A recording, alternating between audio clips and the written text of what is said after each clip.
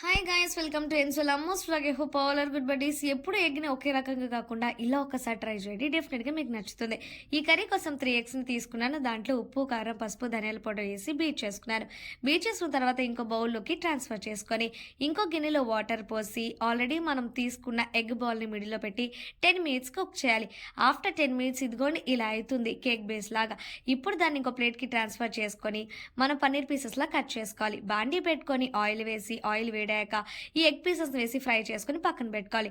అదే ఆయిల్లో chilli onion pieces వేసి ఫ్రై చేసుకోవాలి.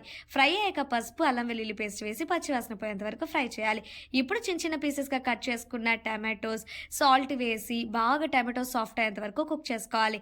తర్వాత ధనియాల పొడి, గరం మసాలా, కారం, సాల్ట్, ఆల్రెడీ మనం ఫ్రై చేసి పెట్టుకున్న ఎగ్ పీసెస్, కొత్తిమీర, వాటర్ పోసి ఒక 5 మినిట్స్ కుక్ చేయాలి. అంతే, సేమ్ పన్నీర్ తిన్నట్టే ఉంటుంది. ఎక్సలెంట్గా ఉంటుంది. ఒక్కసారి ట్రై చేయండి.